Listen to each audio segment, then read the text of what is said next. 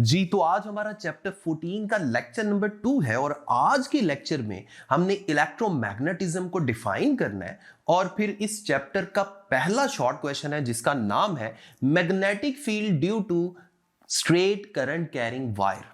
ये हमारा टॉपिक है जो आज हम डिस्कस करेंगे। पहले तो हम बात करते हैं इलेक्ट्रोमैग्नेटिज्म की। इलेक्ट्रोमैग्नेटिज्म इसके नाम से हमें समझ आ रही है, इलेक्ट्रोमैग्नेटिज्म असल में ये एक एक्सपेरिमेंटल फैक्ट है जो हम इस पूरे चैप्टर में डिस्कस करेंगे कि इलेक्ट्रिक फील्ड की वजह से मैग्नेटिक फील्ड पैदा हो जाती है। और चैप्टर 15 जो अगला चैप्टर है उसमें हम ये चीज डिस्कस करेंगे कि चेंजिंग मैग्नेटिक फील्ड की वजह से इलेक्ट्रिक फील्ड भी पैदा हो जाती है। इसका मतलब है इलेक्ट्रिक फील्ड और मैग्नेटिक फील्ड तो एक दूसरे के साथ प्ले करते रहते हैं। इसी कॉन्सेप्ट या इसी बिहेवियर को बोलते हैं इलेक्ट्रोमैग्नेटिज्म। तो electromagnetism is the branch of science in which we deals the interplay between electric field and magnetic field. तो ये हमारा आज का चैप्टर है जो इस पूरे चैप्टर में हम ये सारी चीजें डिस्कस करेंगे।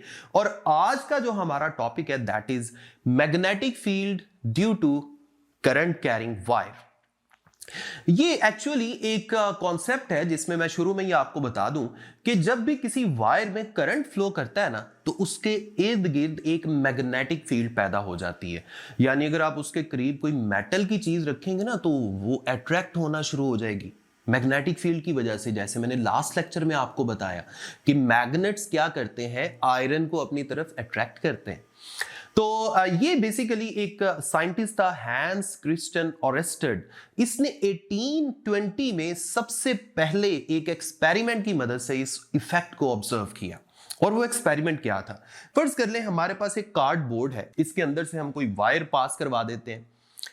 उसने क्या किया, इस कार्डबोर्ड के ऊपर सर्कल में चारों तरफ कंपस नीडल्स रख दी। अब कंपस नीडल क्या होती है, हम जानते हैं कि इसके अंदर एक छोटा सा बार मैग्नेट होता है जो अपने आप को अर्थ के नॉर्थ और साउथ की तरफ एडजस्ट कर लेता है।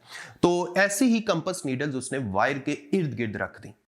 और फर्ज कर लें इस वायर को हम इस तरह से दूसरी साइड से बैटरी लगा के हम इस वायर के अंदर करंट फ्लो करवा देते हैं।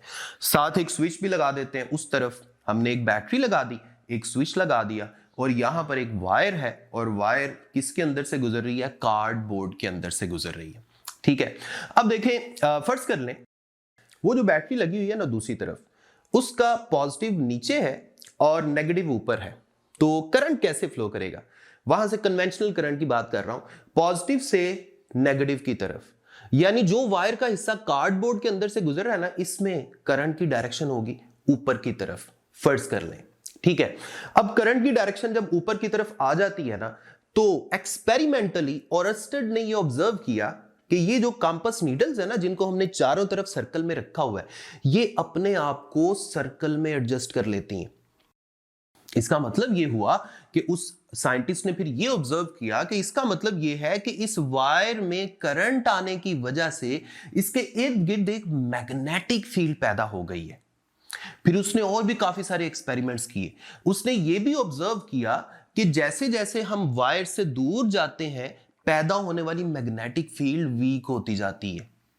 फिर उसने एक और चीज ऑब्जर्व की कि जैसे ही हम करंट को रिवर्स करते हैं यानी बैटरी के टर्मिनल्स को उल्टाते हैं और कन्वेंशनल करंट वायर के अंदर डाउनवर्ड फ्लो करता है तो कंपास नीडल्स भी अपने सर्कल को ऑपोजिट कर लेती हैं। एक और बात उसने ये भी ऑब्जर्व किया कि अगर हम करंट की मैग्नीट्यूड को कम करें तो इसके इर्द गिर्द पैदा होने वाली मैग्नेटिक फील्ड की मैग्नीट्यूड भी कम हो जाती है और करंट की मैग्नीट्यूड बढ़ाएं तो मैग्नेटिक फील्ड की मैग्नीट्यूड भी बढ़ जाती है। तो इन सारे रिजल्ट्स को हम कंपाइल करके एक जगह पे लिख लेते हैं। सबसे पहला पॉइंट तो ये है कि magnetic field near current carrying wire is inversely proportional to the distance from the wire. जितना ज्यादा आप डिस्टेंस बढ़ाते जाएंगे मैग्नेटिक फील्ड उतनी वीक होती जाएगी। दूसरा पॉइंट हम ये कह सकते हैं magnetic field last as long as current flows through the wire. जब तक करंट फ्लो करेगा मैग्नेटिक फील्ड तब तक ही रहेगी। ठीक है, तीसरा पॉइंट हम ये भी लिख सकते हैं magnetic field is directly proportional to the current flowing through the wire. जितना ज्यादा करंट होगा मैग्नेटिक फील्ड भी उतनी ज्यादा होगी, जितना कम करंट होगा मैग्नेटिक फील्ड भी उतनी कम होगी।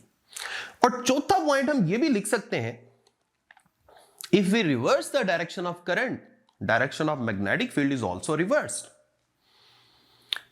तो ये 4 पॉइंट्स हैं, आप इन्हीं पॉइंट्स को याद रख लें, यही उस सारे एक्सपेरिमेंट का कंक्लूजन है, उसका निचोड़ है।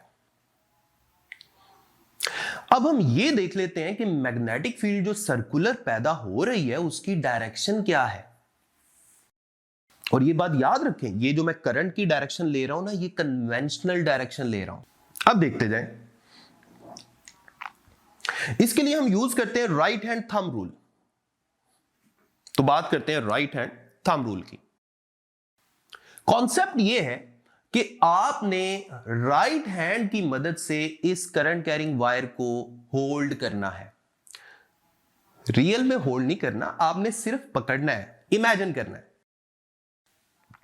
तो ये राइट हैंड है, राइट हैंड की मदद से मैंने इस वायर को होल्ड किया और थंब को रखना है करंट की डायरेक्शन में, कन्वेंशनल करंट की डायरेक्शन में। जब मैं थंब को कन्वेंशनल करंट की डायरेक्शन में रखूंगा तो देखिए मैग्नेटिक फील्ड लाइंस इस तरह से हैं। वायर में करंट अपवर्ड फ्लो कर रहा था ना, कन्वेंशनल करंट, तो मैग्नेटिक फील्ड लाइंस इस तरह से हैं। यानी आप वाली साइड पे ये डायरेक्शन बन रही है और दूसरी साइड से ये डायरेक्शन बन रही है।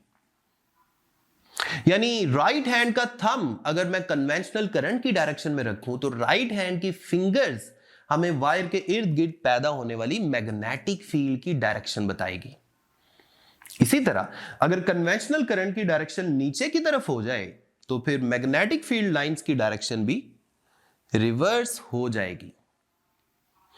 और आसानी के लिए अगर मैं ये कंसीडर करूं कि current out of the paper है तो फिर magnetic field lines anti clockwise हो जाएंगी। और अगर करंट इनटू द पेपर है यानी स्क्रीन से अंदर की तरफ है तो फिर मैग्नेटिक फील्ड लाइंस क्लॉकवाइज हो जाएंगी। तो ये था पूरा का पूरा कॉन्सेप्ट, करंट की वजह से उसके इर्द गिर्द सर्कुलर मैग्नेटिक फील्ड पैदा होने वाला एक्सपेरिमेंट और उसके कंक्लूजन। और यहां बड़ा इंपॉर्टेंट हमने रूल डिफाइन किया, that is right hand thumb rule.